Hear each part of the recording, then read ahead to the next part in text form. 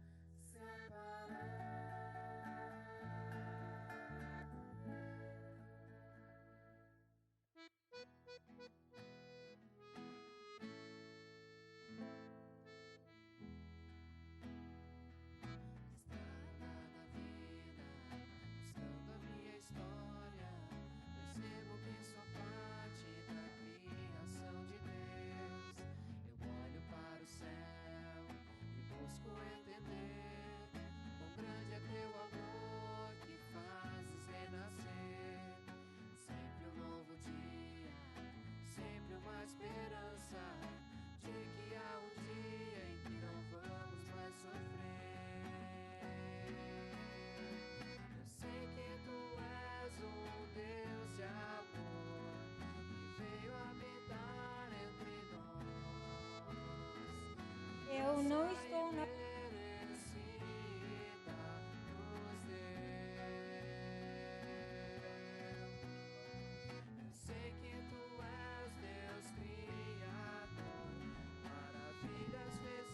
Teste som.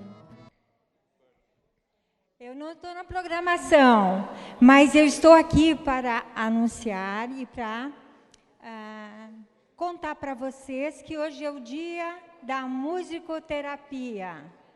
Vocês conhecem musicoterapia? Sim?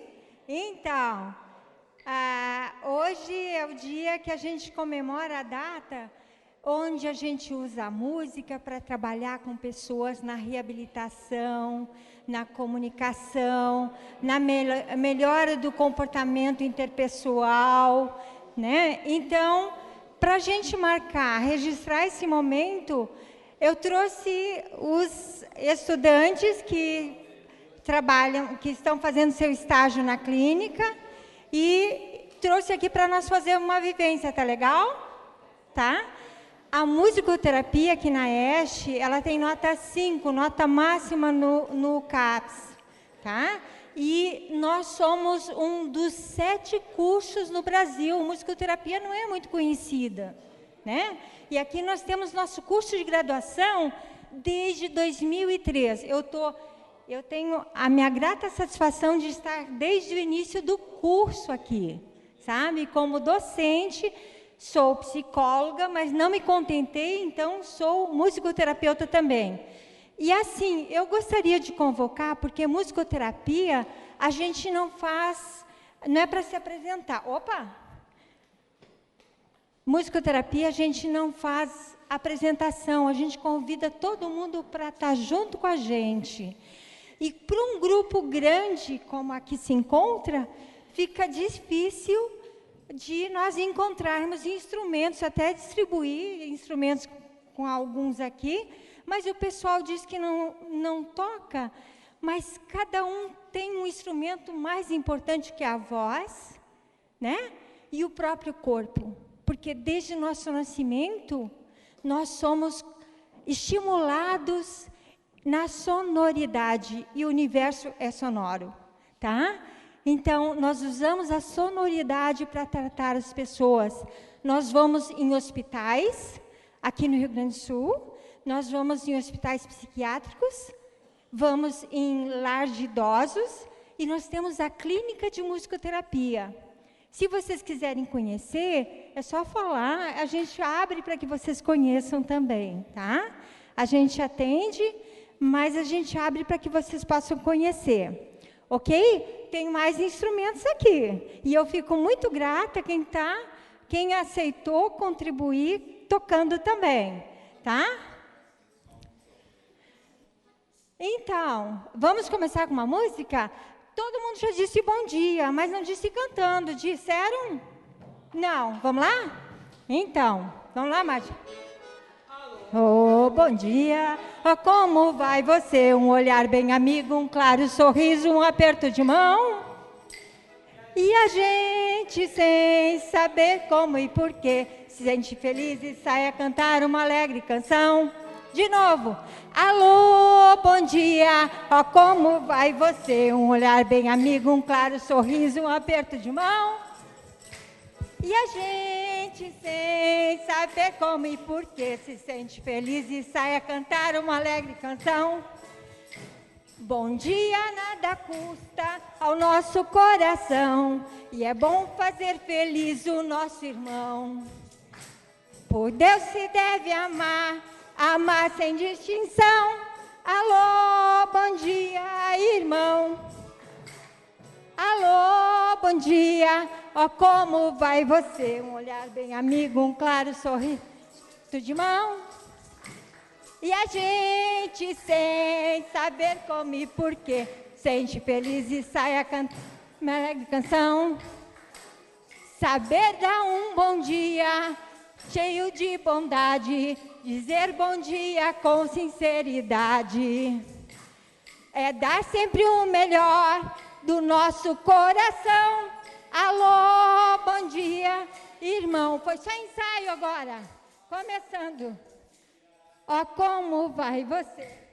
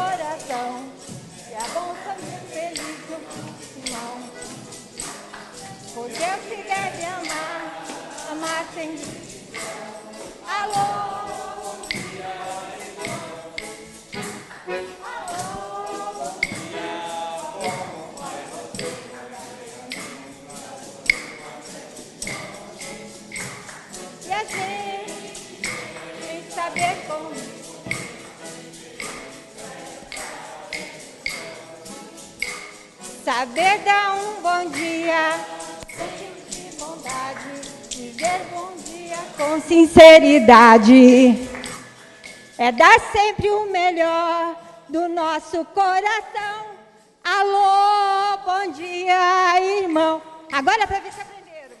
Oh, bom dia, como vai você? Um aperto de mão. E a gente sem saber como e porquê. Uau! Uhul! Estão muito acomodados. Musicoterapia se faz com o corpo todo. E daí tem que se levantar. Pode continuar usando os instrumentos, tá? Vamos lá, Martim?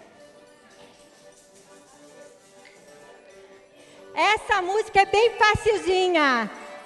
E a gente pode mandar embora tudo que a gente não estiver gostando, né, Martim? Porque ali a gente pode mandar embora a solidão, mas pode mandar embora a preocupação, a tristeza, até o sono, se quiser. Vamos lá? Marcando o tempo. Na sola da bota, é na palma da mão. É na sola da bota, é na palma da mão. Bota o sorriso na cara e manda embora a solidão. É na sola da bota, na palma da mão. É na sola da bota, é na palma da mão. Bate um sorriso na cara e manda embora a solidão. E agora? Sua garganta. É na palma da mão, batendo. E no passo dessa dança, batendo a bota no chão. É na sola da bota, é na palma da mão. É na sola da bota, é na da mão. Bate um sorriso, manda embora a solidão. A da bota, é na palma da mão. É na sola da bota, na palma. Sorriso na cara. De novo. E agora gritando. Grito na garganta. É na palma da. E no compasso dessa dança, batendo a bota no chão. É na sola da bota. É na sola da bota. Bate o sorriso na.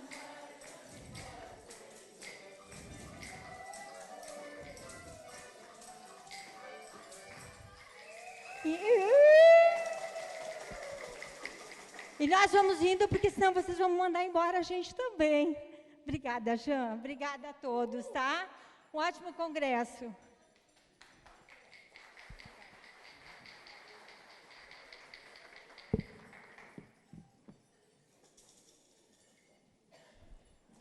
Prezadas congressistas, prezados congressistas, bom dia. Rapidamente um aviso de questão de salas. ST5, ST6, ST5 e ST11 escutando migrantes, não irá acontecer no auditório do prédio H, no auditório rosa, mas sim no prédio G, a sala 512. Mas no prédio rosa nós estaremos dando as informações a partir das 13h30. E ainda lembramos que hoje à noite temos a festividade na tenda, com músicas artísticas aqui locais, estudantes da nossa casa, música gauchesca com churrasco. Seriam esses os avisos. Passo a palavra ao professor Dr. Júlio Adam.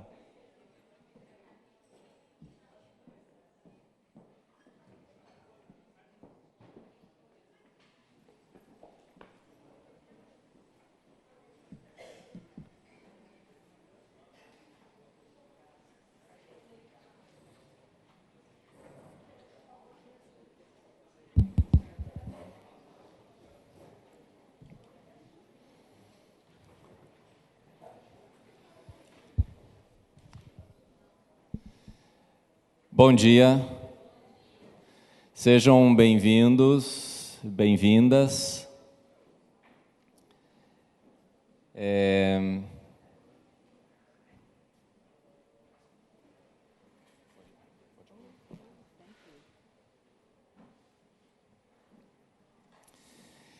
Seguindo as temáticas das palestras principais do nosso congresso, cujo tema é Reforma, Tradição e Transformação, eu diria que estamos aqui numa espécie de reforma.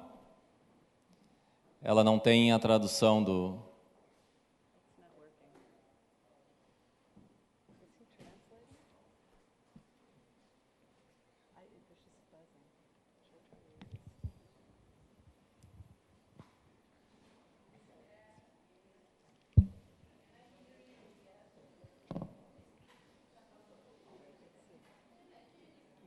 Ok. Então, seguindo as temáticas das principais palestras, eu diria que nós estamos vivendo aqui uma espécie, aqui no próprio Congresso, através das temáticas, uma espécie de reforma, um melhoramento, como falou o professor Varros, uma superação justa das leis, como falou a professora Elza Tames, uma outra leitura, uma leitura pelo avesso da história de Diná, como falou a professora Mônica Melanchthon. Esse processo de reforma e transformação, na minha opinião, continua e se aprofunda hoje com a palestra da professora Boni sobre teologia prática. E eu explico por quê. Ter uma palestra de teologia prática em um congresso internacional como este é algo um tanto novo e talvez até inusitado. Quando sugerimos uma palestra de teologia prática como palestra principal, devo dizer que a impressão são dados importantes para a teologia prática, a impressão de um certo estranhamento, constrangimento talvez da minha parte. Uma palestra de teologia prática, como se a teologia prática estivesse saindo do seu lugar, saindo do seu confinamento para pensar e dizer algo, não só para teólogos práticos, mas para teólogos, teólogas, cientistas da religião, pesquisadoras e pesquisadores e pesquisadoras de outras áreas. Mesmo assim, essa palestra foi possível e está prestes a acontecer. Uma reforma, uma transformação? Creio que podemos dizer que sim. A prática ganhando voz. Devo dizer um pouco de como a ideia de ter um simpósio de teologia prática e uma palestra principal sobre teologia prática foi gestada. Recebemos aqui na Este e também no Brasil, poderíamos dizer, há 2 anos atrás, o convite e o desafio de sediar a conferência da International Academy of Practical Theology em 2019. Diante disso, professores e professoras da teologia prática aqui da Este, do Brasil e da América Latina, estão trabalhando na criação e no fortalecimento de uma rede de teologia prática. Não queremos que a conferência da Academia Internacional de Teologia Prática de 2019 seja apenas algo pontual. Por isso criamos um simpósio de teologia prática já nesse ano e por isso estamos trazendo pessoas que consideramos chaves do contexto da teologia prática para estarem conosco. Boni é uma dessas pessoas que está aqui conosco.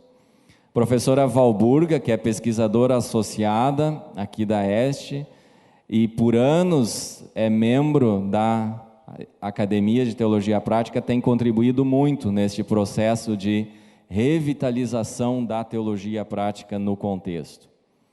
Professora Boni é uma das pessoas que tem muito a nos ajudar a contribuir na tarefa de articular, repensar, fortalecer a teologia prática no nosso contexto. Consideramos ela uma das pesquisadoras mais destacadas na teologia prática nos dias atuais.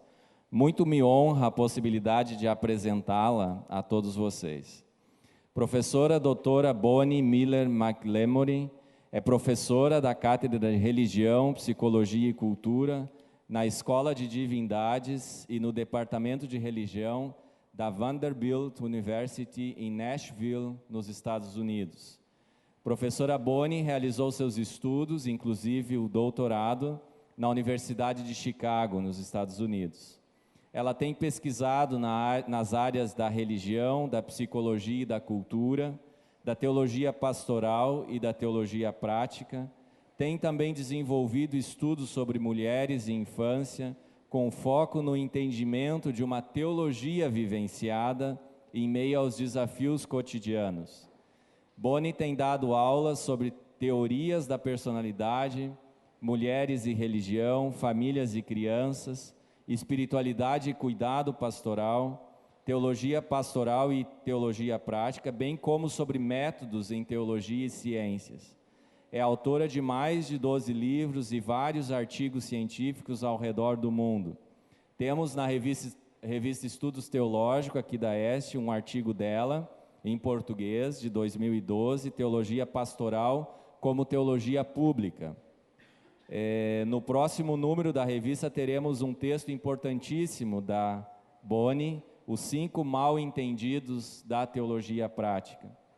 Dentre os livros dela, citaria os mais recentes, que foram escritos por ela, organizados por ela.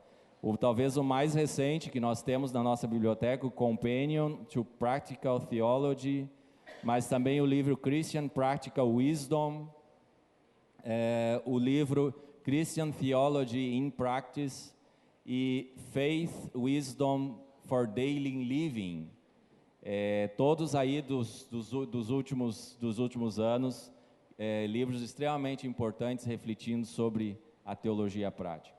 De 2009 a 2011, a Boni foi presidente da International Academy of Practical Theology e na palestra de hoje, Boni nos conduz a uma crítica reflexão sobre a epistemologia da teologia prática, ressaltando e aprofundando as diferentes formas de conhecer, partindo, como poderíamos esperar, da prática, do corporal, do material e da própria estética. Como disse no início, estaremos dando um passo importante nessa manhã e colocando na pauta da reforma, da tradição e da transformação, colocando na pauta da teologia, não algo novo, mas algo presente, mas muitas vezes ocultado e esquecido, a própria prática. Muito obrigado, Boni, que você está conosco e passo a palavra para ti.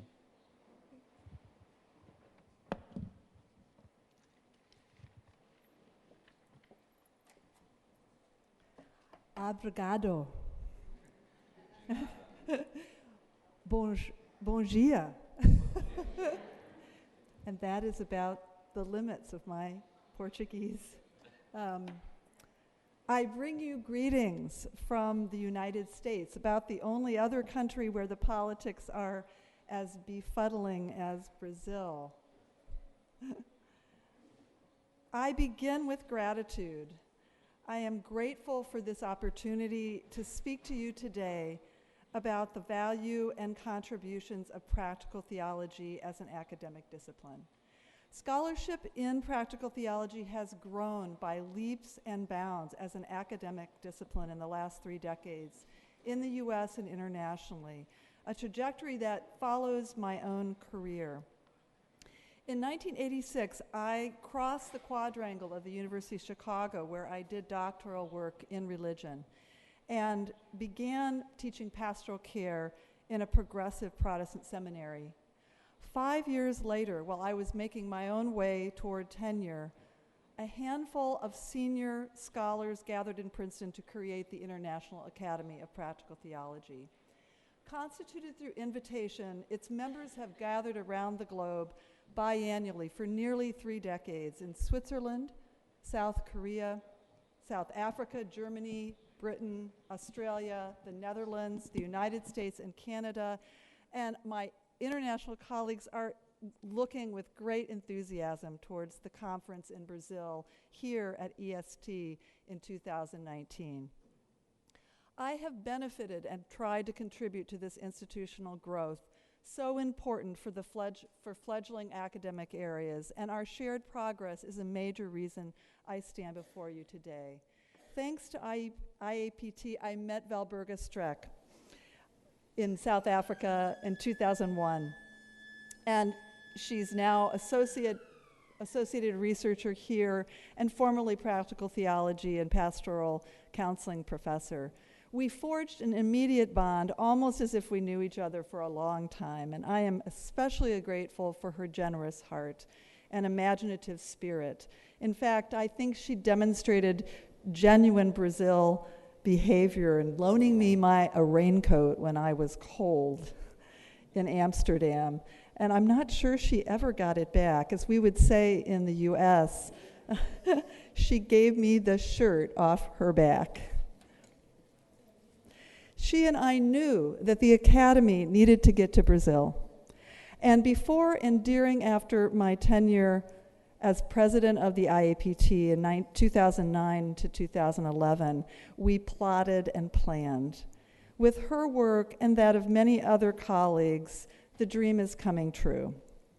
So I am glad to be here, grateful to Valburga, grateful to Giulio, grateful to the lectureship committee of this Congress and the leadership, and grateful to all of you for your hospitality and your interest. This morning, I hope to make a convincing case for practical theology as a site of key transformations in theological research worth our attention, with the broader intent of laying a foundation for a stronger IAPT conference in 2019. Let's see if I can get this to work. There we go. So making a case for practical theology is a big task. I'm well aware that having the discipline represented in this plenary marks a significant moment of inclusion and accomplishment. Although practical theology has stabilized its role internationally as essential to faith and ministerial formation, while also carving out a place for academic study of religious practice in major university doctoral programs, it has less visibility and status as a scholarly pursuit in South America for complicated reasons that I hope to explore. Like a preacher with only one chance to preach, or a faculty person who has to cover centuries of religious history in one semester, I have more to say than I can squeeze into this lecture. But I will try to keep my message clear. On the wonderful occasion of being in this plenary in the Congress and sparked by its theme of reformation and transformation, my lecture examines the following question: what are key reformations and transformation in the history of the discipline of practical theology that have earned it a place at the table of theological study? I hope to argue today that one of its contributions is the revaluing of different kinds of theological knowledge, practical, bodily, material, and aesthetic in particular. To make this case, I'm going to begin with a common prejudices against practical theology, offering examples of distorted assumptions that have impeded the discipline's progress.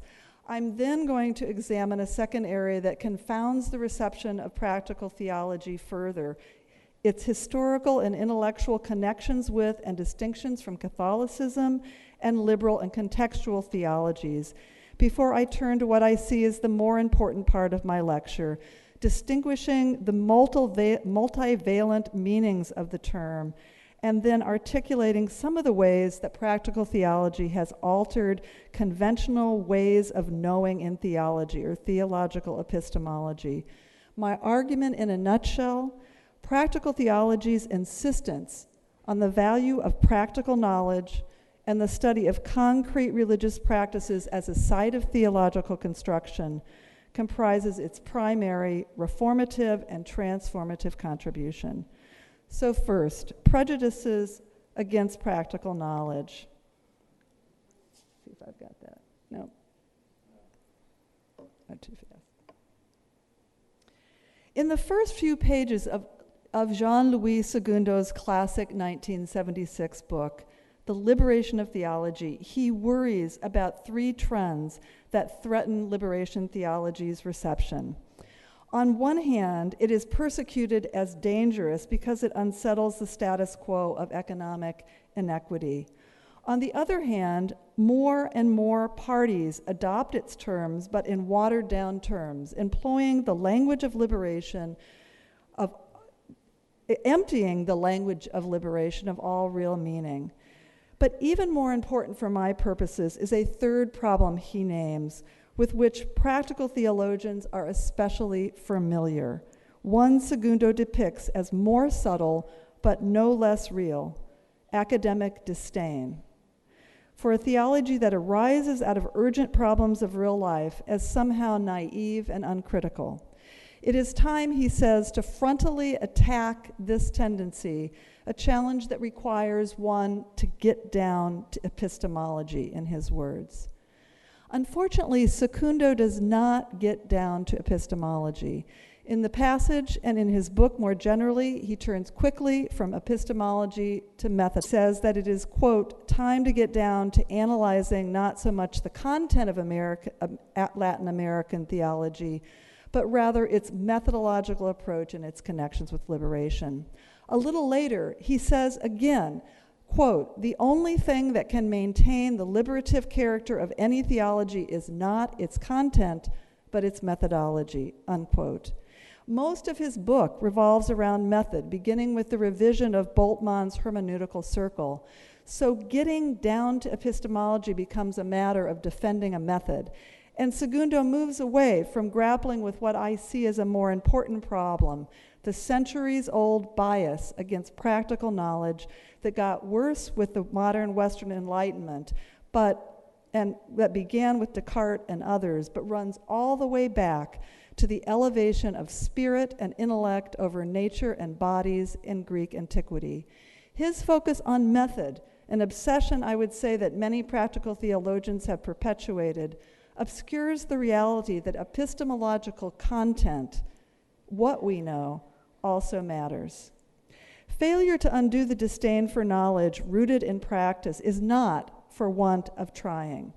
A few years after Segundo's book, and likely influenced by it, German political theologian Johann Baptist Metz develops his own, quote, practical fundamental theology, whose oddity, he admits, is apparent in the very title of his book.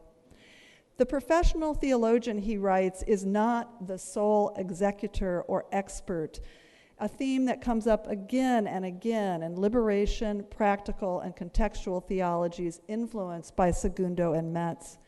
Metz calls into question the standardized subjects, professors, teachers, and specialists in theological studies, places like universities, seminaries, and colleges, the natural forms of communication like books, lectures, and discussion, and interests like the church's teaching mission. Nevertheless, neither Segundo or Metz confronts head-on the disdain within the theological academy for those closer to the ground, those with practical ministerial knowledge, and those who study it. However admirable the efforts of scholars like Segundo and Metz, to moderate the distinction between laity and professional, and to forge a genuine dialectic between theoretical and practical knowledge, or between first and second order theologies. I am trying to argue that the effort is for naught without better institutional analysis of the very sort that political and liberation theologies invite. For prejudice against practical knowledge inhabits not just our thinking, but also our institutions. In ingrained postures and patterns, how we design curricula, how we title our disciplines and doctoral areas, how we speak and learn, who we recognize and who we ignore, sustain systemic hierarchies that make it difficult to prize practical knowledge. In the last decade, religious scholars have interrogated this category of, quote, religion as an artificial Western construct, fabricated and imposed sometimes as a colonialist category to contain other cultures. But few have asked how the category of theology itself has functioned to sustain power and control knowledge in the academy. This oversight, when you think about it, this oversight is astonishing. Early liberation and political theologians certainly raised questions about the hegemony of professional Western theologians.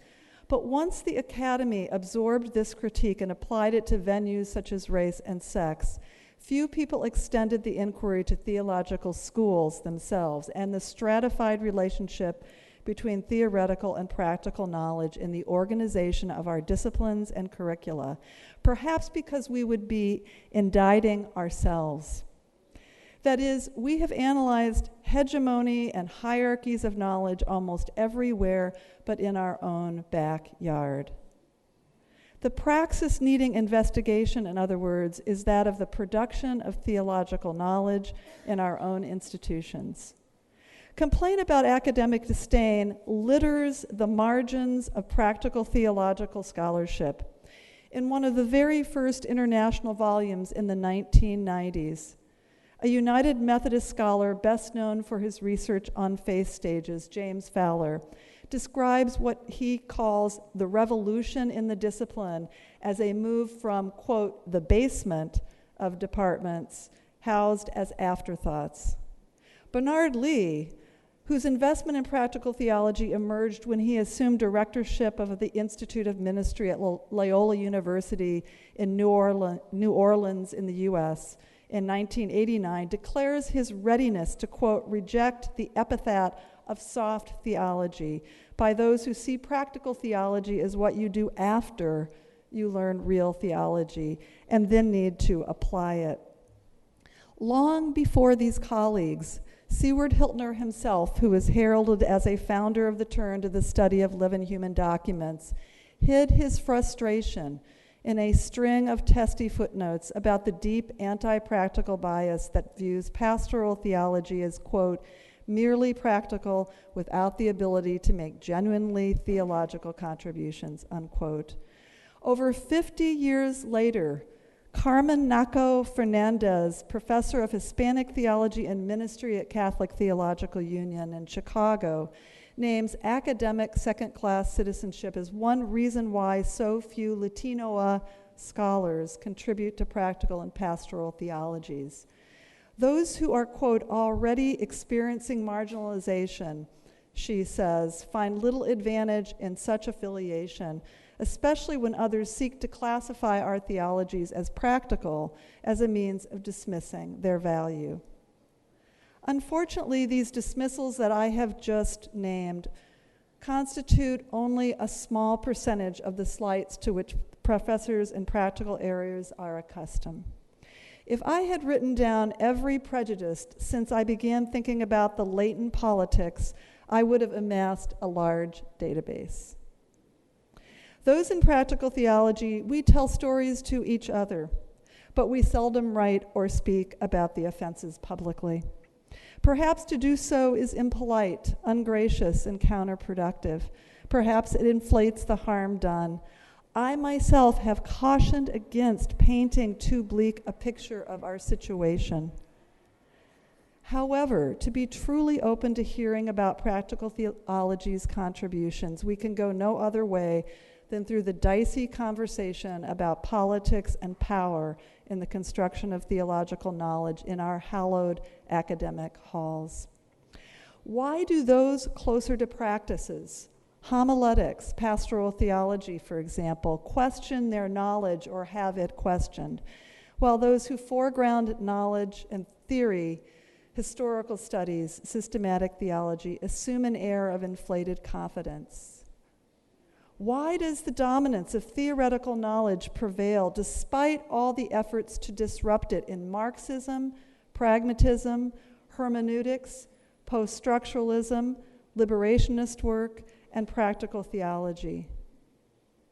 Why is the very kind of knowledge that people need to live well what many call practical wisdom, the least understood, the hardest to learn, and often the most devalued kind of knowledge? A fulsome answer to these questions far outreaches this lecture. There are many complicated factors. Practical knowledge differs from theoretical knowledge. It is more difficult to define and contain. It is not possible to convey its value in conventional academic forms, such as this very speech.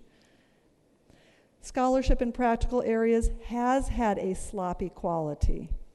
It cannot, by its very definition, measure up to the kind of thinking typical of other disciplines. And most obvious, the modern industrial West has prized theoretical knowledge.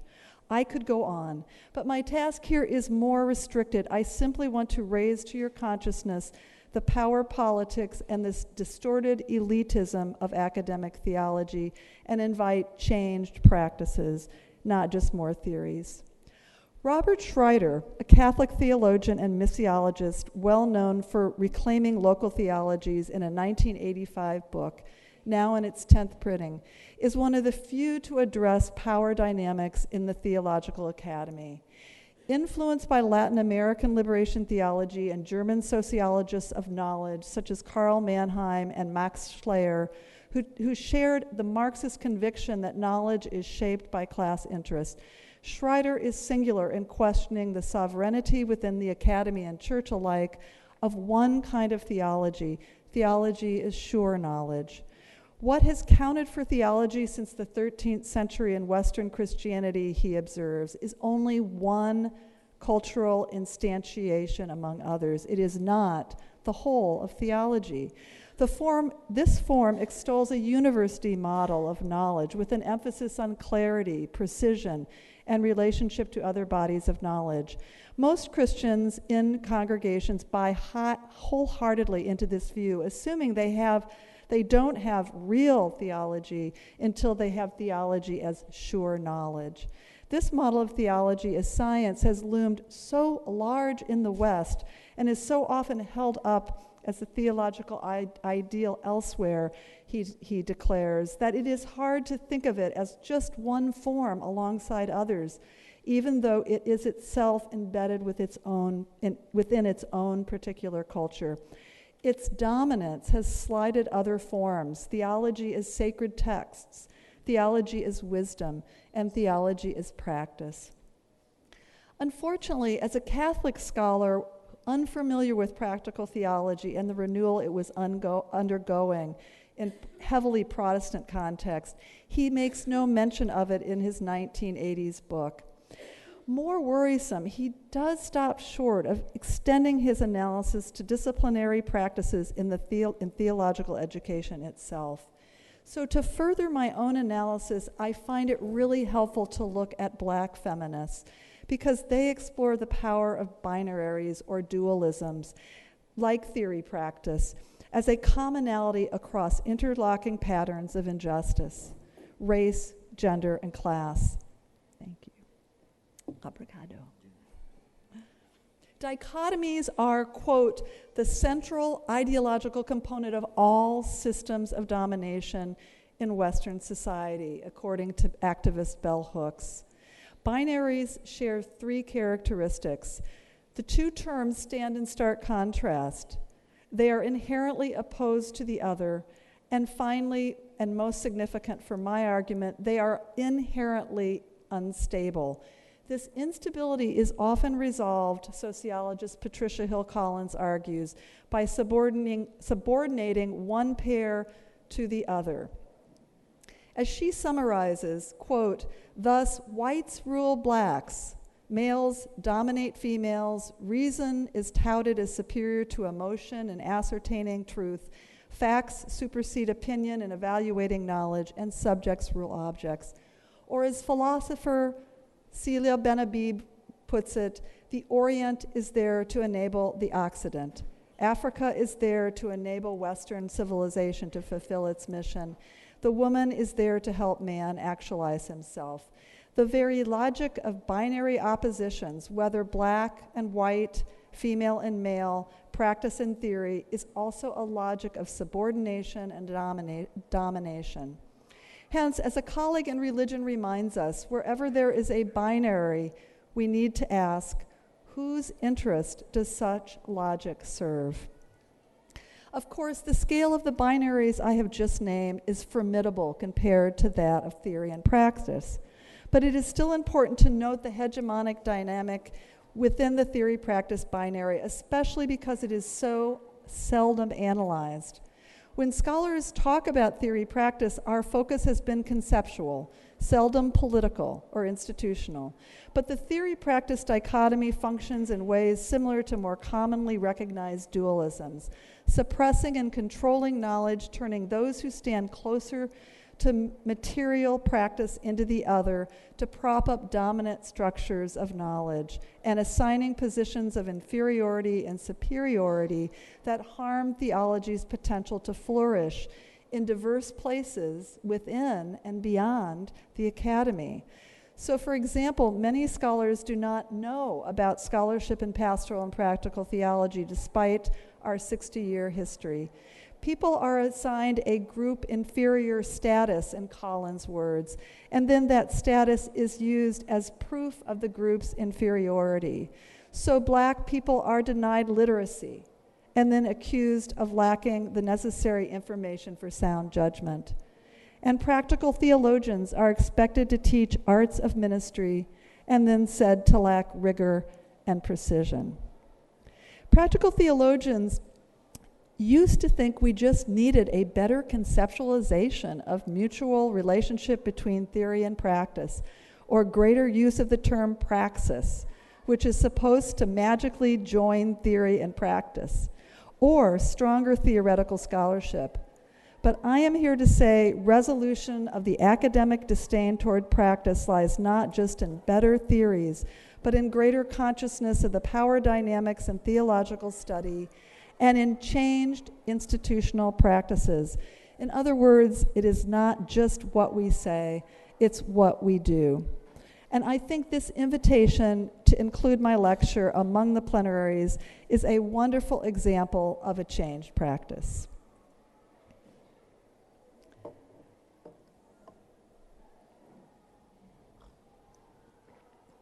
Now I'm going to make matters more complicated.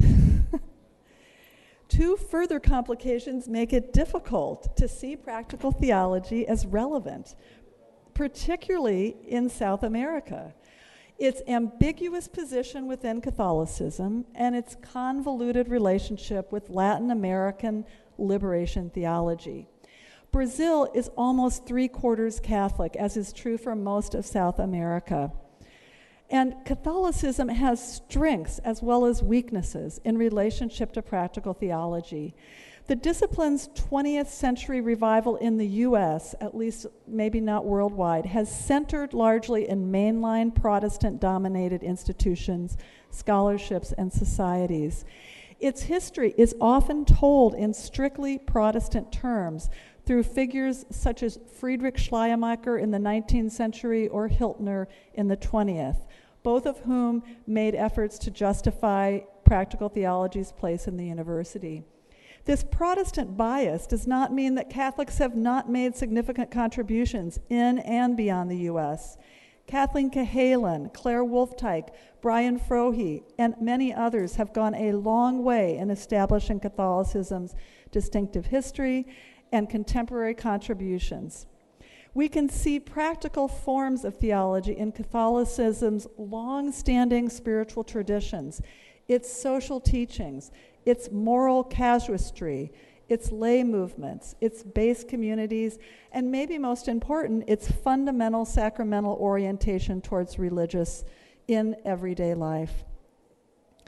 In addition, Vatican II broadened the definition of pastoral to the wider mission of the Church. Pastoral studies in counseling, education, leadership, and so forth have grown exponentially in the years since, and practical theology has indeed established inroads internationally in Catholic academic settings. However, in the midst of all this activity, there is a problem. Although pastoral studies abound, practical theology has not yet gained a home in most Catholic university settings as a serious, well-developed academic discipline, at least in the U.S., despite advocates for this move going all the way back to Karl Rahner. Without an academic place in the university, the discipline lacks the kind of infrastructure, such as doctoral degree programs, journals, professional organizations, scholars who identify with the discipline, and then the standards of research and performance that are commonly associated through these mechanisms. And without these mechanisms, a discipline struggles to gain standing, perpetuating the kind of reputation problem that I have already discussed. Practical theology is not perceived as academic, in contrast to, quote, the rigorous scientific or theoretical forms of doctrinal theology, in Cahalan's words.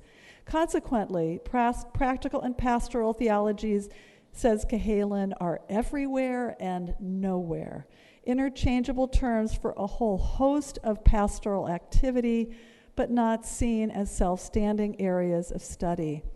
This lack of recognition and inclusion in academic structures reaches well beyond Catholicism, but it does create a particular conundrum for Catholics that Claire Wolftuck describes vividly.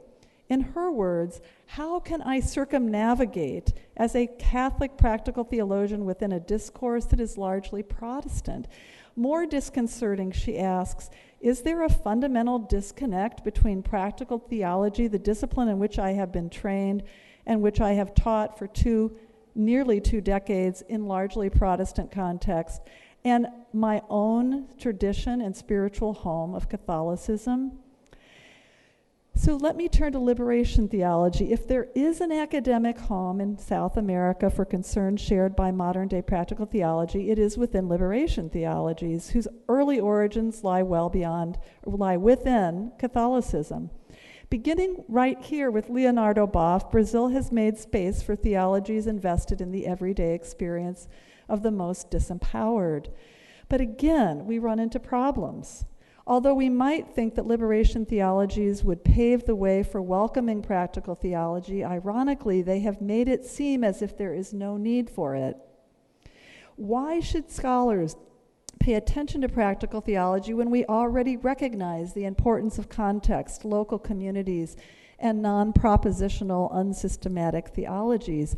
Should we even be cautious about imposing one more Northern Hemisphere, Western, and even colonialist ideology on the Southern Hemisphere, and one that sometimes seems to have abandoned liberation theology's political advocacy for the poor? Yes, we should be cautious. In fact, as I began to discover in my own research, there is a major oversight in the U.S.-European revival of practical theology in the 1980s. The credit that is owed liberation theologies, especially when it comes to epistemology. Practical theology's revival in the U.S. centered around major universities where white, male scholars, such as Don Browning and Edward Farley, hosted conferences and wrote grant-supported volumes on practical theology. And I'm not complaining, I benefited, but still, we need to recognize the oversight of liberation theology. The first edited book from this era, entitled Practical Theology, resulted from a conference at the University of Chicago while I was a doctoral student there. I remember vaguely the conceptually abstract presentations by established white and mostly Protestant men. Apart from one sentence in Browning's introduction, none of these scholars credit liberation theology for practical theology's renaissance, an omission that now to me seems notable and troubling.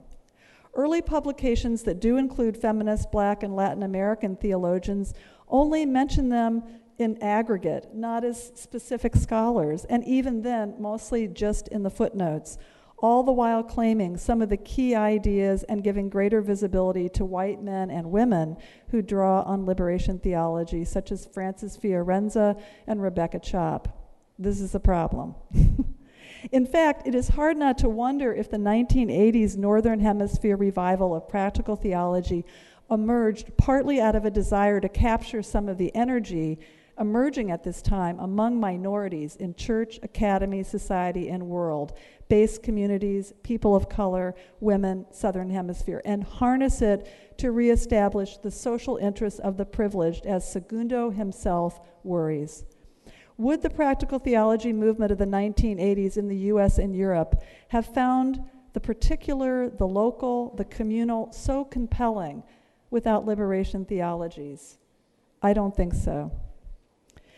And contemporary practical theology perpetuates what Nenko Fernandez and others have called a racism of omission by making only passing references to a growing but rarely cited body of U.S. Latino scholarship. Practical theology's revival has many causes, but epistemological unrest, the irrelevance of contemporary theology, in Browning's words, was among the most important factors. And in this, liberation theology played a really crucial influence, even if unacknowledged. Browning credits pragmatism and German hermeneutics instead, which granted also had an impact. However, Latin American liberation theology was one of the earliest and most provocative efforts to redefine theological knowledge as radically practical. From its inception, it was not just an effort to give voice to the poor. It was also an effort to liberate theology as an academic discipline, as Segundo's book itself is titled. Just as no one escapes Aristotle, he observes, neither do contemporary scholars evade Marx, especially when it comes to the political construction of knowledge. Marx's idea of the material basis of ideology, that ideas are formed by what we do, by material practice, and reformed by revolution on the ground, not by rational cogitation, has permeated intellectual culture. Marxist and pragmatic models locate knowledge within practice. In Francis Fiorenza's words, in Marxism, practice conditions and transforms knowledge, and in pragmatism, it aids in clarifying and assessing ideas. The Marxist model is the most explicit in its critique of a purely theoretical view of reality and its support of knowledge as political and material, and not just personal, social, or intellectual.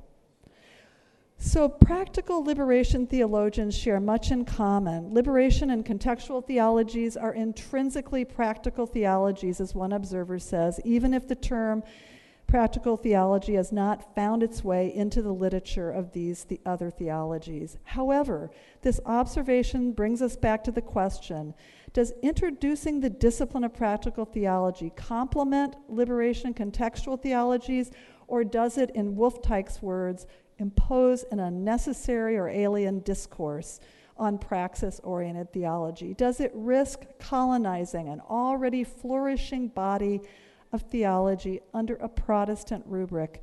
Would the language of practical theology simply be redundant, adding little to the Latinoa conversation? Despite these worries, I believe there is at least one critical reason why those invested in liberation and contextual theologies might heed what is happening in practical theology, and that is practical theology's expanding proficiency in studying specific religious and social practices, and its dedication to alternative epistemologies that arise within religious communities and professional ministry. Practical theologians have taken liberation theology's own epistemological revolution, its mandate to reorder knowledge within theology via practice, more seriously than many contextual and liberation theologians. We have done so because our research and teaching brings us closer than systematic, historical, and biblical theologians to the actual doing of the ministry and to daily challenges of living a life of faith. Because many of us teach and practice the so-called arts of ministry, such as care, education, preaching, mission, worship, and so forth, our research remains attuned to practical knowledge. We have to think regularly about how people know and enact theology and religion in the midst of families, congregations, and societies, and their struggles and crises. What Cahalan describes nicely as, quote, a disciplined search for knowledge that is formed by practice for the sake of practice. Minimally, despite practical theology's early history of suppressing its debt to liberation theologies, practical theologians, I think, can help liberation and contextual theologies stay closer to the ground, closer to everyday practices of faith, religion, and ministry. What Latina theologian Nancy Bedford will call little moves against destructiveness. She has criticized liberation theologies of the 1970s and their sense of an impending triumphalist exodus for their global pronouncements of revolutionary change. Today's situation, she argues, of continued and worsening structural injustice requires a more nuanced and complicated response. In her small urban congregation in Buenos Aires, it is no longer a matter of the wealthy encountering the poor, but the members of her very own community taking small steps to address their own near poverty. Theology has, in her words, no alternative but to take small steps, little moves, to deal with the facts presented so graphically by reality on the ground.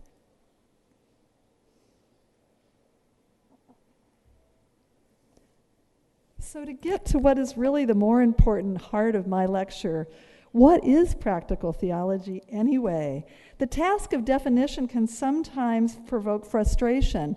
I will have to admit, quizzical expressions by those who repeatedly ask this question often irritate me, reminding me of questions asked in the 1980s about what is sexism or what is racism that constantly put the burden of explanation back on people of color and women.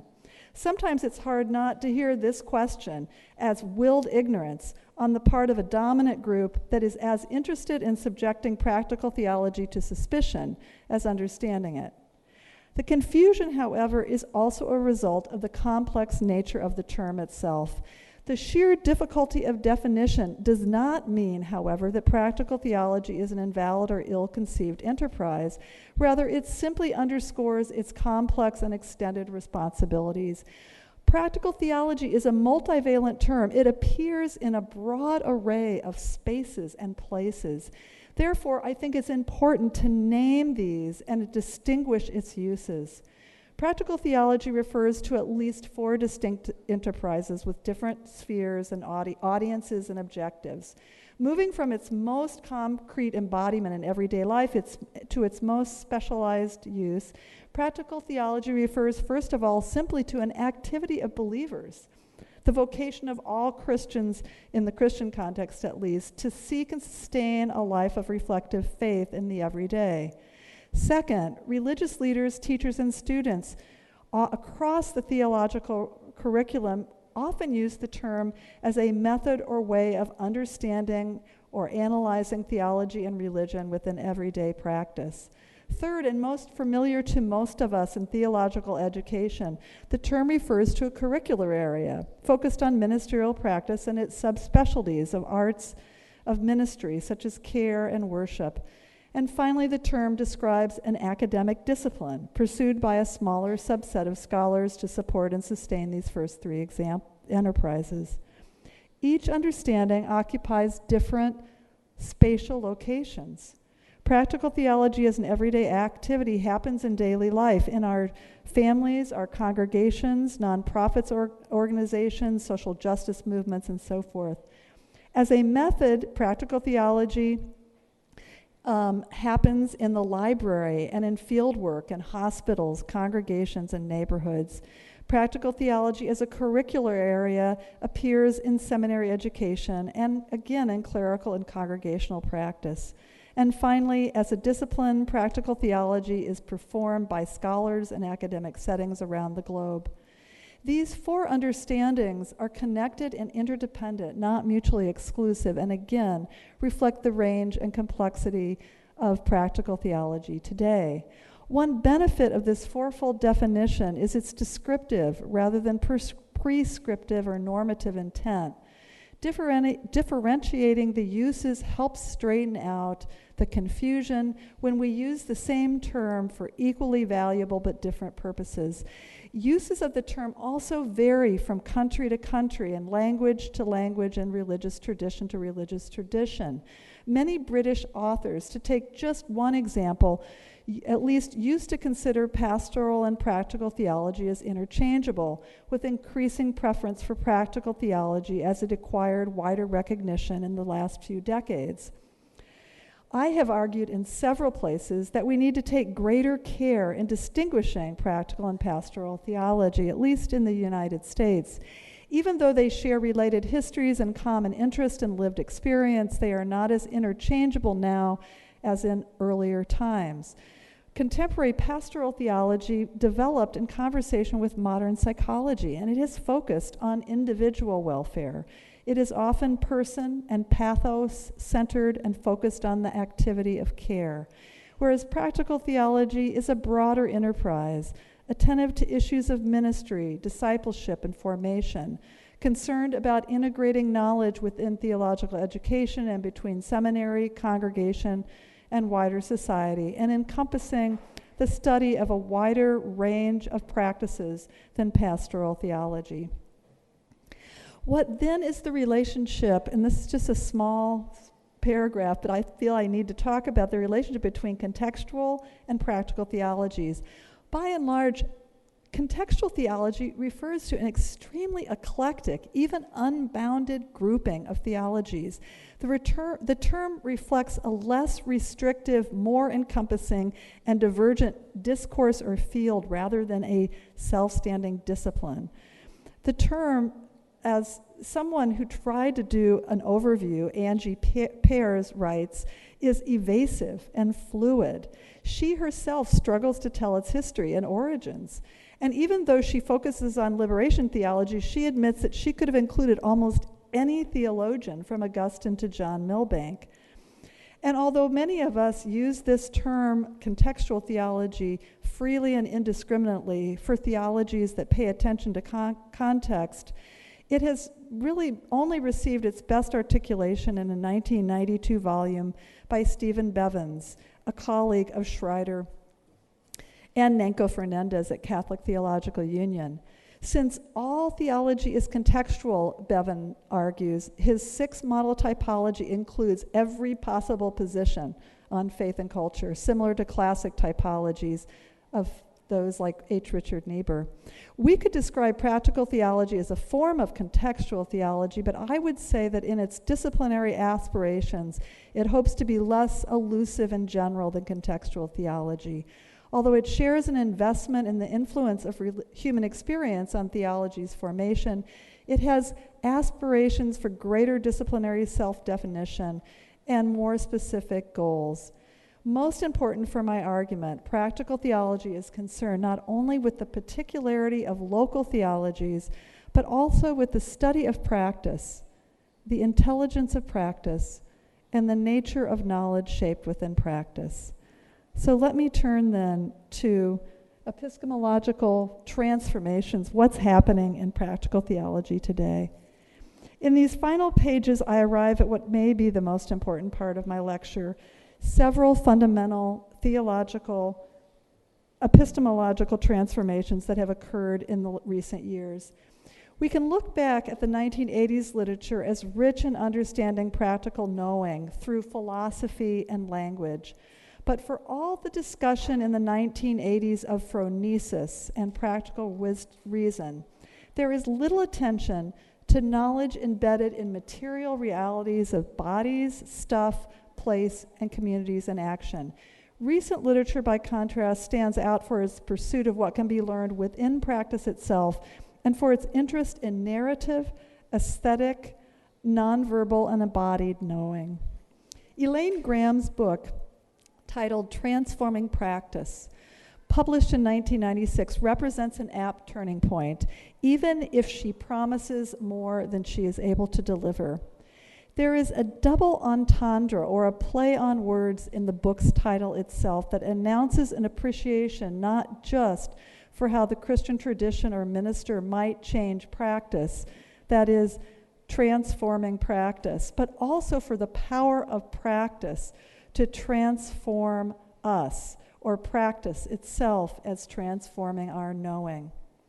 She uses social theorists such as Pierre Bourdieu, Judith Butler, Donna Haraway to portray theology as a performative discipline and to claim pastoral action as a generator of theological disclosure, in her words.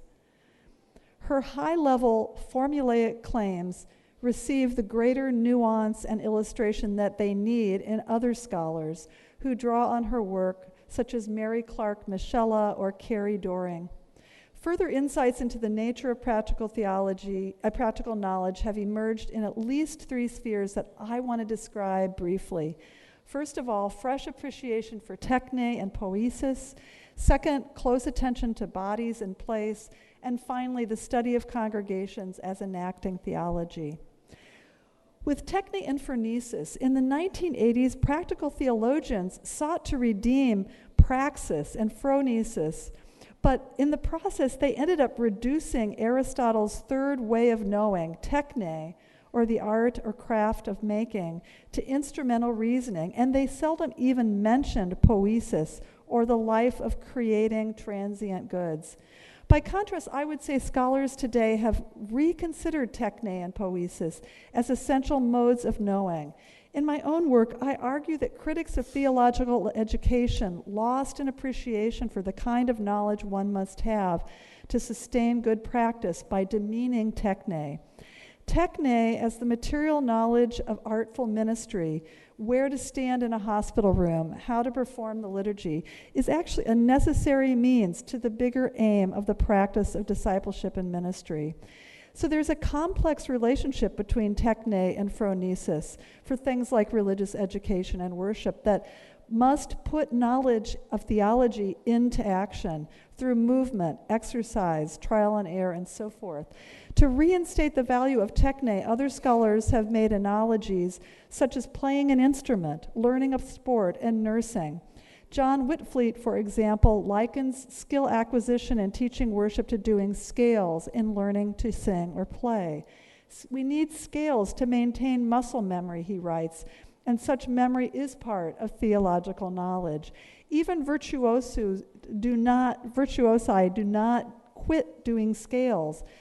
This way of thinking modifies the bias that we think our way into acting rather than acting our way into thinking, and giving greater weight to the influence of body and action on thought. Alongside appreciation for techne lies a reevaluation of stuff, to use the words of British scholar Heather Walton. She describes the power of things in human life to inscribe our worlds and create and sustain meaning. She questions the hierarchy of values that has led to an unthinking subordination of poiesis, or knowing through the creating and care of transient goods. Things matter to people, she says, in ways that Christian and Marxist influence critiques of capitalism and consumerism have not adequately comprehended or allowed. She and others, such as pastoral theologian Robert Dykstra, lift up the more fleeting and evasive value of the creative arts. What if we were to write theology with our left hands, our non-dominant hands, our child hands, asks Dykstra, arguing that the language patterns of conventional theology shame us into mistrusting our earliest childlike sense of God's beauty. In her own writing, Walton seeks, in her words, quote, forms of expression that are more able to bear the weight that theology does not seem able to carry at the current time, to bear testimony to things about which direct speech seems currently not possible, unquote. In turning to poetics and the creative facilities demanded by art forms such as literature or film in Giulio's work, engages the emotions, it ignites our imagination, it invigorates our perception of the particular. All in all, the revaluing of knowing involved in techne and poiesis tempers our epistemological over-reliance on moral philosophy, hermeneutics, and the social sciences. Second, close attention to bodies and place. Whereas participants in the 1980s revival of practical theology rarely noticed the Western history disparaging the body or connected this disparagement with patriarchy, misogyny, racism, colonialism, and the politics of knowledge, today's practical theologians have become acutely aware of the impact of place and bodies on the construction of knowledge. According to Black British scholar Robert Smith, when scholars ignore what was the exclusive nature of Aristotelian categories and the limitation of phronesis to Greek free aristocratic males and the exclusion of women, slaves, children, artisans, and others close to material production, when we adopt this without recognizing this, we misconstrue the Christian telos. And he rethinks the telos within a Black faith history by contrast, as different from what those such as Browning describe as the Kantian categorical imperative of equal regard. And instead he sees the telos as God's redemption from violence and evil of slavery. But even in Black theology, he is demanding what he describes as a redirection, a shift from its more abstract, systematic approach to bodies and place. The problem in academic theological knowledge, Willie Jennings insists, is not its split from theory and practice, but rather its dissociation and dislocation from bodies, place, and the incarnate life of Christ. Theologies that float, quote, above land, landscape, animals, place, and space. This modern separation of systematic theology from missiology and from practical theology allows us to ignore the imperialist matrix of contemporary theology and Christianity. Modern theologies, as his book really demonstrates, have their origin in colonialism and slave history, in which the destruction of bodies and the displacement of peoples from native lands and sacred places distorts our Christian imagination and makes it almost impossible for us to recognize the compassionate intimacy that lies at the heart of the gospel. The highly refined process of socialization that most of us go through into the academic life can perpetuate this distortion. Theology, in his words, as faith-seeking understanding, mutates into faith-judging intelligence. Faith that ranks us and our intelligence by the color of our skin, but I would add to his work, the nature of our genitals, or perhaps even our proximity to everyday practice. Theology done from commanding heights, in Jennings' words, cannot comprehend what we know through our habituated bodies with desires and affective and visceral reactions, especially when bodily memory includes patterns of discrimination of all sorts. A great deal of the wisdom of the tradition evolves not just through teaching or proclamation. In the words of sociologist Paul Connerton, the past, as it were, is sedimented into the body. To take seriously that kind of knowledge, we need more non-textual modes of analysis. Bodies are not just mediums They are sources of knowledge. They don't just convey or express meaning, they contain them and create them. Bodily activity is itself a communication. Finally, the study of congregations. Developments in the study of local congregations seems the least remarkable of these three areas. After all, this has been around for a long time, since at least the 1970s, if not the earliest 20th century. However, prior to the mid-1990s, the focus was almost always on the congregation as an object and recipient of the expert knowledge gained through such study. And in addition, researchers hesitated to think about theology. Today, by contrast, scholars have immersed themselves in local context, expecting to learn from within them. Moschella, for example, spent endless hours in an Italian Catholic immigrant community in San Pedro, California, piecing together bits of theological wisdom, in her words, in artifacts of food, prayer, home decor, and in practices of fishing, feeding, and celebrating. In a guidebook for ethnography as pastoral practice, she contrasts theology as special knowledge that teachers and leaders should impart with theology as wisdom already there in the congregation. In her words, studying over time the repeated actions and interactions of people in a particular group, one can catch a glimpse of theology as it is lived out in the life of the group. James Neiman stands out for his efforts to redefine theology so that it becomes visible in church contexts. He develops rubrics by which religious leaders can discern theology as a primary performative religious activity that happens in and through our ordinary day and practices. In contrast to theology as speculative or regulative, dominated by experts, he tries to study basic mechanisms by which theology operates discursively, in his words. Theology asserts itself in local practices as disparate as what we wear, how we manage our money, and what songs we sing. He describes his own sleuthing around for embedded theologies as requiring a kind of open posture, an alternative rationality, a recognition over time of a pattern of practices and a reception to breakthrough moments that allow him to see the faithful wisdom within actions that might otherwise appear senseless or stupid, in his words.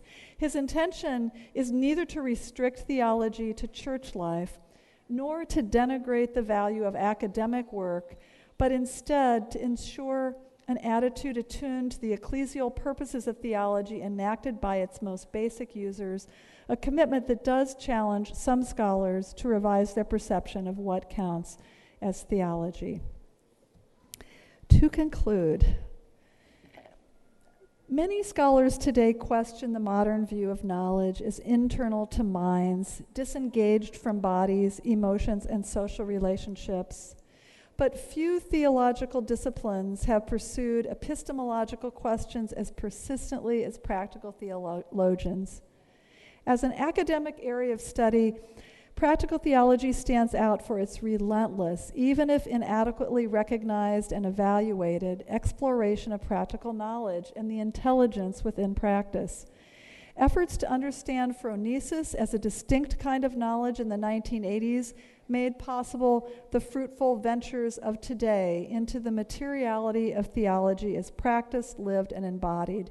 So practical theology's contribution is not just a matter of method and methodology, the area that U.S. practical theologians in the 1980s and some today emphasize over and over and over. Rather, an important epistemological reorientation, claims about where and how theology emerges, stands at the core of our 20th century revival and 21st century. The rise of practical theology does not inevitably, or practical knowledge, does not inevitably mean the demise of other kinds of knowledge. Rather, I think the intent is to understand better the nature of practical knowing to enrich knowledge as a whole and not to disparage unjustifiably or rule out other kinds. But finally, a really important final clarification. It's important to acknowledge the limits of the academy. Theoretical knowledge is simply insufficient when pursuing practical wisdom for a larger purpose, whether a divine aim like abundant life, or as we heard in the scripture last night in 1 Corinthians, God's wisdom, or even more mundane but still lofty goals such as saving the earth. We reach what I have started to call Fowler's paradox, or what Tom Hastings nicely paraphrases as reason trying to conquer reason by reason alone. Even those who build on philosophical critics of modern rationality, such as Gadamer, Heidegger, and Wittgenstein, end up in this situation, James Fowler argues. Instead of getting beyond the rationally self-grounded subject of the Enlightenment, Fowler says, with all our academic efforts, we inevitably end up worshiping before the altar of the sovereignty of method on which rests the idol of critical reason. In other words, the academic route to reviving Christian practical knowledge has limits that are internal to the academy itself. This lecture illustrates the conundrum. Earning legitimacy through review of theory or erudition while arguing that practical knowledge lies somewhere else, closer to suffering, the poor, the excluded, those abused, those in need, and also those engaged in daily routines of simply living out a faithful life. Ultimately, practical knowledge depends on multiple alternative means of knowing: story, embodiment, prayer, imagination, humility, attunement, inclusivity, activism, and even on reckoning with human unknowing. So practical theology is oddly the academic discipline specifically designed to point out its own fallibility, weaknesses, and limitations in studying an object whose real vitality lies outside scholarly enterprise. In other words, practical theologians attempt to articulate through academic tools something essential to Christian life that is hard to see and sustain precisely within the academic way of life. So paradoxically and ironically, practical theology as an academic discipline will be forever struggling to carve out an academic place while also remaining justifiably critical of the university and its disciplinary machinations, eternally entangled in complicated questions and about the value and the serious limits of purely academic discourse.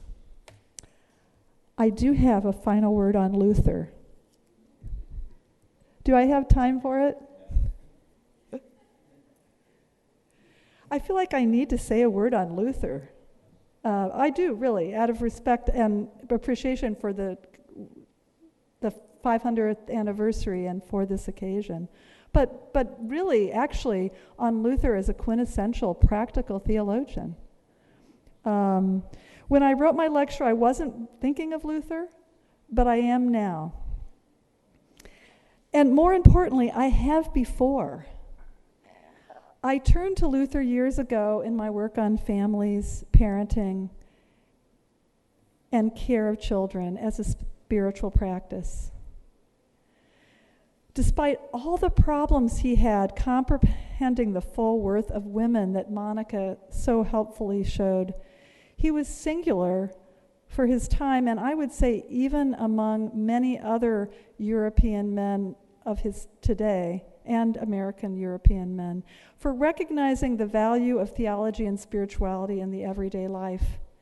He sanctioned the most mundane of all chores: cleaning, managing households, and most famously, changing diapers, as places and activities in which God is most powerfully encountered. In my effort to reclaim the values of the work of households, especially what adults do on behalf of children, I found myself declaring, what a friend I have in Luther. But my affinity with Luther runs even deeper. He had an antipathy for speculative theology and for all the accretions of the tradition that had grown up around the faith that actually impeded rather than sustained it. He mostly wrote occasional theology, which is what practical theologians try to do, reflecting on the issues of his time. And I find myself in a US-born religious tradition that is a reforming tradition within a reformed tradition that sought to restore the early church. It was part of a restoration movement, and it protested doctrines, doctrinal theology, and creeds as potentially impediments to faith, and declared an effort to reunite all Christians around no creed but Christ. Of course, then as a denomination, it's split about 2 more times. So I have a double affinity with Luther, both for his honoring the vocation of everyday life and for his questioning speculative theology, and for trying to return theology to the people. He was in this a really quintessential practical theologian who wrote on behalf of the people with the hope that theology would be the vocation of all Christians and not something possessed simply by an elite, whether the church or the academy. Thank you.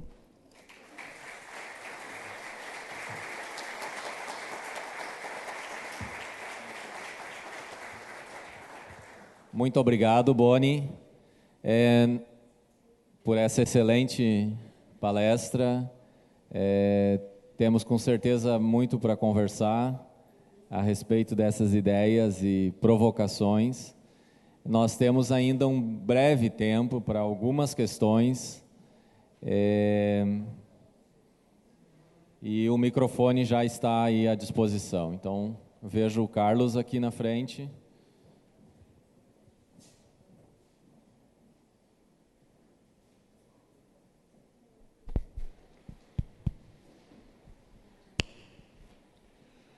Em primeiro lugar, obrigado e parabéns à organização do evento por ter pensado a inclusão de uma fala sobre teologia prática. E obrigado e parabéns à professora Bonnie McLemore pela palestra que ela nos deu, realmente muito, muito boa. A gente poderia falar horas aqui, então é claro que eu tenho que ser muito breve aqui agora, seletivo. Eu queria que a professora falasse um pouco mais, porque ela falou, mas assim, eu queria ouvir um pouco mais sobre a questão quando ela mencionou a missiologia. Onde que enquadra a relação da missiologia com a teologia prática ou a relação da missiologia na teologia prática? Eu teria outras perguntas, mas eu não posso ser egoísta, então vou ficar só nessa.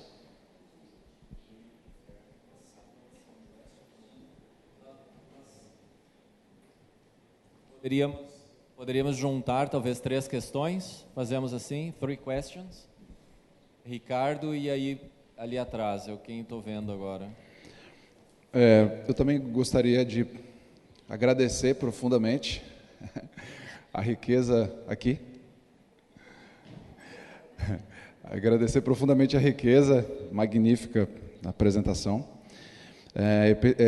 Mais especificamente, quando a professora resgatou a questão da epistemologia, eu gostaria de algumas considerações sobre o que se pode dizer já a partir da sua vivência para responder a pergunta: qual é a natureza do conhecimento prático que se propõe essa questão da teologia prática, né? Você fala que epistemologicamente a gente está buscando explorar, né, esse conhecimento que é gerado na prática. Então, qual seria a natureza desse conhecimento gerado? Eu gostaria de ouvir algumas considerações a mais sobre isso.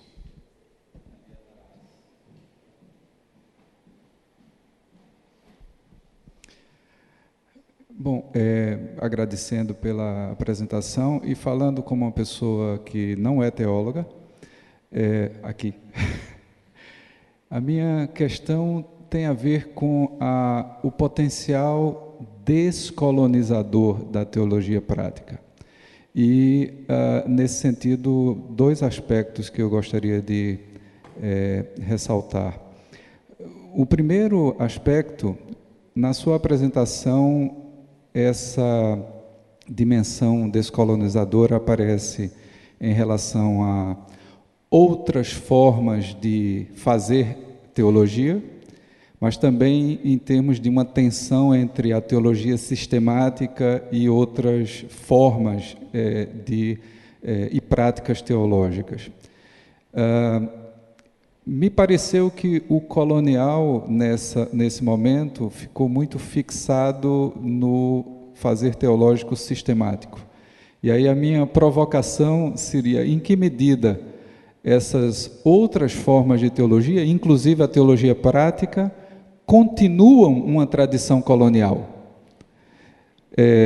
Então, um pouco em que medida você percebe essa tensão descolonizadora no interior da própria teologia prática?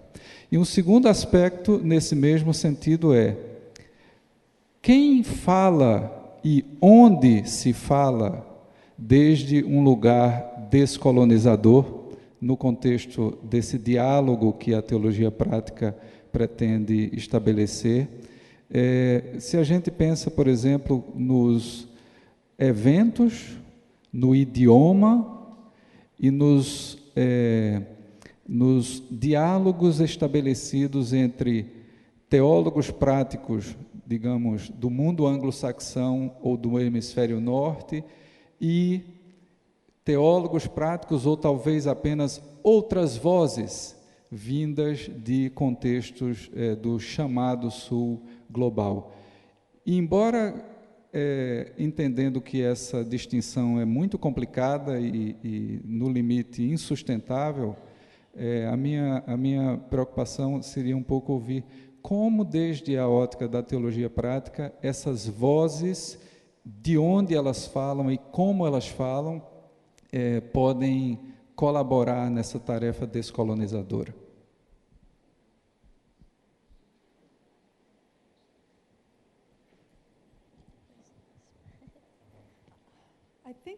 I think I will start from the last and move backwards. These are such good questions. I really appreciate them. Is it?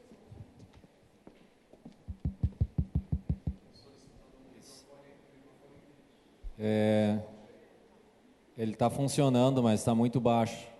Talvez eles aumentaram agora. Is it on now? Close. Okay.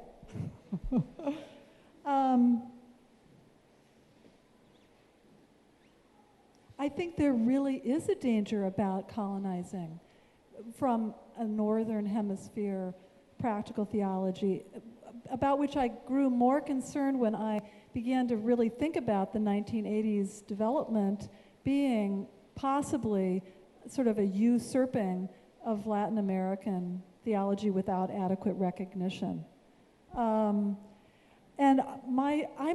my tradition that I mentioned briefly in my comments on Luther is a U.S.-born church tradition, disciples, Christian church disciples of Christ. And one of the ways we're described as pragmatic. So I'm kind of a pragmatist.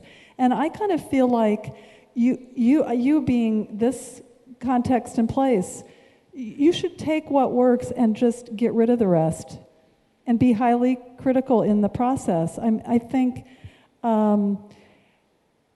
do think it's hard to give voice back to non-elite forms of theology. And I don't mean to make this sound demeaning, because one of the things that came to mind was it isn't demeaning at all. It was my research with children, who I see as full human beings that have often been patronized and condescended. At least in the U.S., European, American context, we sometimes see them as non-adults, innocent, pure, but not with minds of their own. And one of the research questions, there is kind of a colonizing question in doing childhood studies, which I have done, is how do you genuinely give voice to them? Because they are not full participants in the, quote, research. So I think when practical theologians go into religious communities, for example, to study congregations, this is a major issue. It's also an issue for social scientists who do ethnography outside practical theology. And there's probably as much good discussion about this problem in the social sciences. Again, maybe not using the word colonization. You also mentioned the relationship to systematic, and I think that's a really dicey, ongoing tension because, well, I don't know how much I want to say about it, but I can say that systematic theologians do have a distinct and different role from practical theology that I appreciate. They should keep doing, I don't want to call it abstract, speculative, theoretical stuff, but that's useful. I mean, some of it is useful. And I think one of the dangers I see in the US is systematic theologians just sort of by osmosis try to be, they try to absorb us into them. So now my colleagues are just doing what we've been doing for a couple decades, but not reading our literature. I'm thankful I had around the periphery a good conversation with Graham Ward, whose work really overlaps, he's been here at the conference, with what practical theologians have been doing. But he for example, came across Mary McClintock Fulkerson's work on congregational studies and was impressed. But I was wanting to say, well, there's work like that back to the 1970s, if not earlier. So I think we need greater interchange between these disciplines, and not as a threatening sort of thing, but it just as sharing the space. It's sort of like it's more is not less, more is more. But I think it's hard to share power. And this is parallel to gender and race. Sharing power is not, we think it's going to be a subtraction theory rather than an expansion of knowledge and creativity. The nature of practical knowledge, that is a huge question about, and you know, one thing I was going to say at the beginning is what you got in this lecture, I sort of described at the beginning, a distillation of about 4 or 5 things I've been working on. So it was really dense, in a way, I mean compacted. And so I just have to acknowledge that there was a lot in this lecture. And one of the things that I was drawing on was work on this book called Christian Practical Wisdom, What It Is and Why It Matters, which we actually co-authored a book, which is hard to do, with 5 people, genuinely co-wrote it. And one thing we did try to, we started out thinking we were writing about practical knowledge, and then we were using the word phronesis. And then we began to think phronesis isn't doing the work. We need to really use the word wisdom. But then wisdom, oh my God, what are we doing talking about wisdom? And we also saw a distinction between God's wisdom and everyday wisdom as 2 different kinds of wisdom. And then we thought, how are we going to write theoretically about this? That also defies the point of the book. So we then ended up deciding that we were going to have a show, I don't know how to say this, show chapters and tell chapters, which initially I didn't like because it acted like we were going to separate out. We didn't think we could just tell about Christian wisdom. We had to sort of show it. And I resisted because a lot of my writing tries not to separate those 2. But we actually had quite a bit of fun. The front chapters in the book are efforts to talk about practical knowledge and wisdom, not by telling about it, by showing it. And they are on bodies, dance, congregations, and they're on families. We titled them by gerunds, and so, I think that's the way we titled them. And the book just came out. I have no idea. It could be totally ignored in the U.S. I mean, I just don't know. And it was really weird to write a book like that. That we were all really committed to. Whether we accomplished our mission, I don't know. Finally, the missiology question. I understand that more from what little reading I've done with Ted Jennings, since it's really not Ted Jennings, Willie Jennings. And his work was historical. And it really is fascinating to read because it talks about including the slave trade to South America and North America, and how from the beginning of the Enlightenment and colonialism and slavery were deeply embedded, and Christianity gave the theoretical infrastructure to justify the mission and colonialization. But we don't know that history because we think of doctrinal theology as simply ideas from famous European thinkers. We don't connect that some of the early origins of this theology went hand in hand with what the other things that were happening in the 16th, 17th, 18th, and 19th centuries. I'm less able to speak about the connections today, but obviously they continue to go hand in hand. I think it is a push that's happened across the academy to begin to think more about the materiality of our conceptualizations and what we do, not just what we say. So that's a small answer to, a bigger contemporary question. Teríamos como juntar ainda mais 3 perguntas, se temos. Tem ali do lado alguém já? Posso?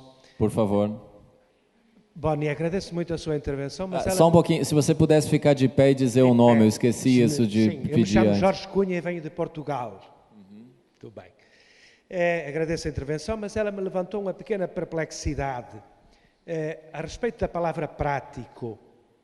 Há um sentido em que prático significa a configuração do mundo segundo as possibilidades da nossa liberdade. À luz desta ideia, a teologia tem uma reflexão ética e moral sobre o mundo. Eu gostava de perguntar como é que você coloca este aspecto que, pelo menos, os católicos desenvolveram muito, a reflexão sobre o mundo, a configuração livre do mundo, que chamamos reflexão ética e moral, nessa nova concepção de prático que aqui desenvolveu também diante de nós. Muito obrigado. Mais alguém?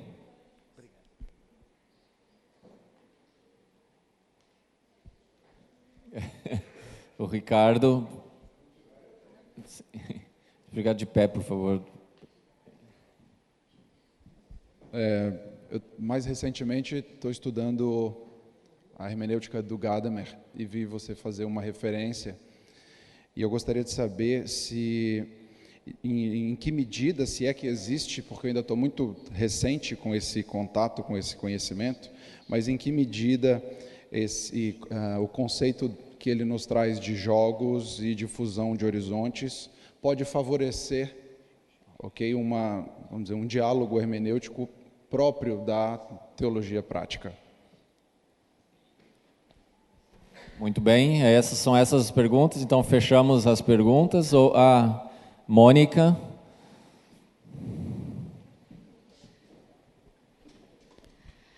Thank you, Bonnie, for a very, very engaging lecture.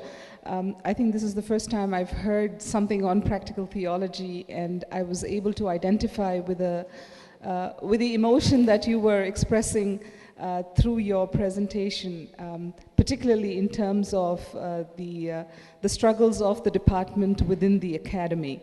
Having said that, I will confess also that when I had to choose a discipline, I chose Old Testament over against the wishes of the church who wanted me to do practical theology.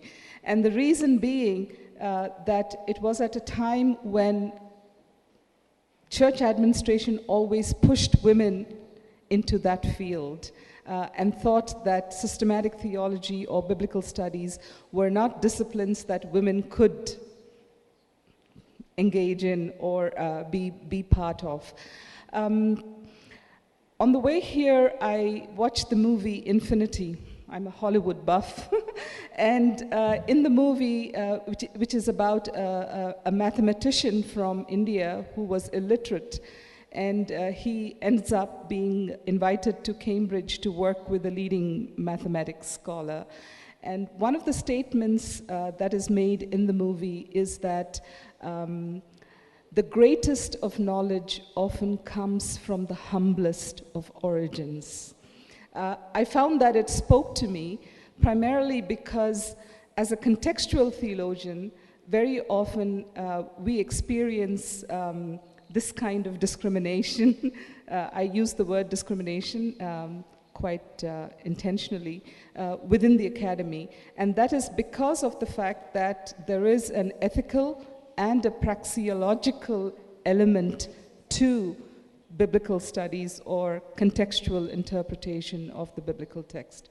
That's, so I just wanted to express the fact that I resonate with some of the struggles that practical theologians are going through within the academy.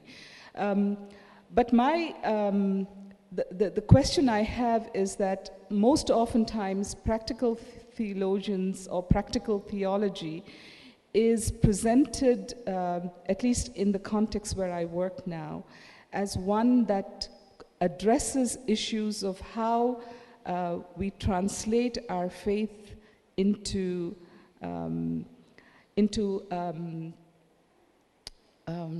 our relationship with God.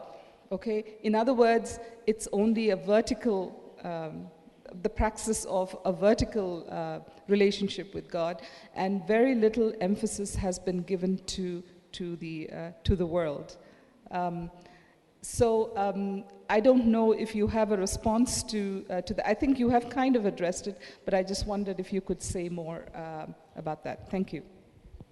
Ok, obrigado. Passamos então para Bonnie. I'm going to go in reverse again.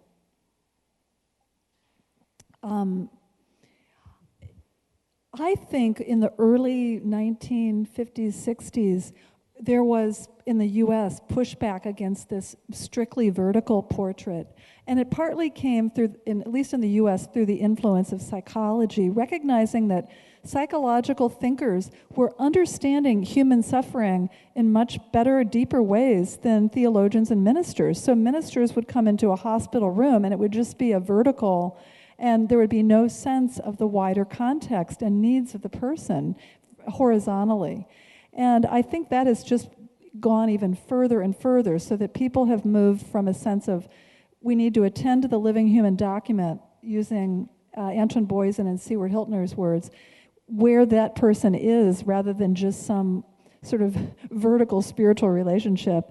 And it's even gone from document to web, that we have to think not just psychologically but socially, politically about suffering. I mean, that seems obvious to us now, but at the time in the 80s and 90s, it was helpful to say that something like women's depression or African American heart disease is not just about an individual physical thing or a relationship with God, but it actually has social political context. So it seems to me that in your context that needs to be changed. That's not adequate. And I think the social sciences have really helped us look more horizontally, for sure. I also think it's really complicated. What your comments tell me or remind or say again about choice of disciplines is our choice of disciplines and how we live them out are political. I mean, again, that seems obvious, but they are constantly political choices about management of power and knowledge in the academy. And we make them strategically. And, you know, we pick them for certain reasons. And I mean, sometimes we don't have a choice because we follow our love, but I think, you know, you have to think about gender and other things, race and so forth, and status, when you think about how disciplines function. And sometimes, as you were talking, I think there's so much more out there that would help me think this through, although I in some ways, it's something of a polemic, and I'm ready to let it go. But I think of Pierre Bourdieu's work. I know he's written a lot about power and knowledge in university and settings. And I also think of a lot of the post-colonial work on epistemology that would be of help here, because I think it is a critique of the university that I'm kind of working on.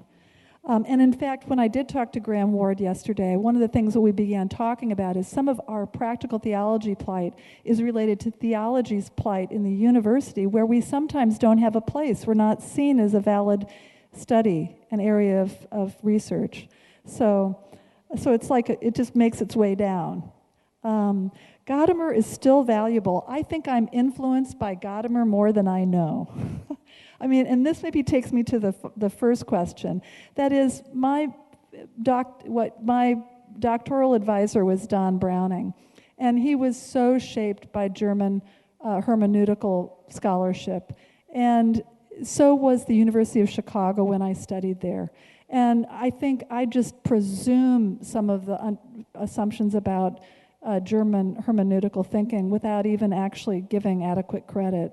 So there's still much to do there of great value. And so in a way, what I was saying is that's not the only place to be looking, and some people are starting to look at other forms of knowledge and other ways of interpreting knowledge, not through hermeneutics, but through aesthetics or through other forms of understanding. So again, it's like there's multiple ways to think about how practical knowledge functions, and I wouldn't rule it out. It's probably just and that takes me to the question, were you asking about moral? Where is moral and ethical?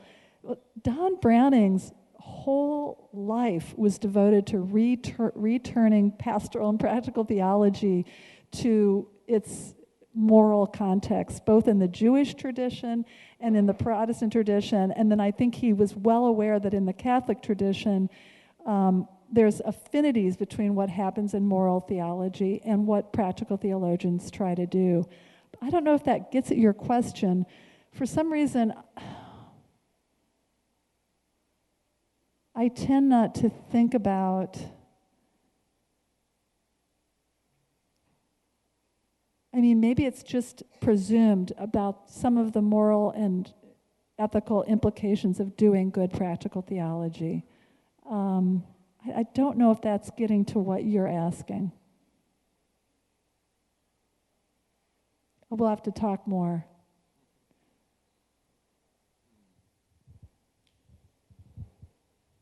Ok, então agradeço muito vocês pela paciência, por estar aqui todo esse tempo. Hoje da tarde, hoje à tarde continuamos com o simpósio Teologia Prática, às 2h no prédio H, no auditório, com a mesa redonda com Boni e Wilhelm Greb. E amanhã de manhã, Boni de novo numa palestra sobre métodos em teologia prática, ou metodologias na teologia prática. Então, um bom almoço a vocês e mais uma vez obrigado a Boni. Talvez podemos bater palma bem forte para ela, para agradecer.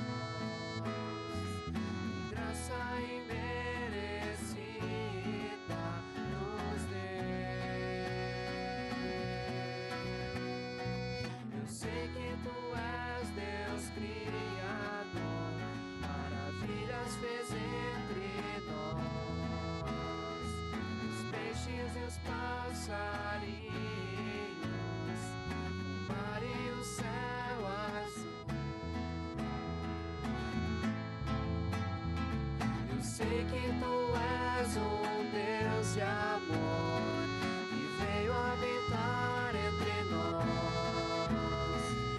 Graça imerecida nos deu. Eu sei que tu és Deus criador, maravilhas fez entre nós. Os peixes e os passarinhos,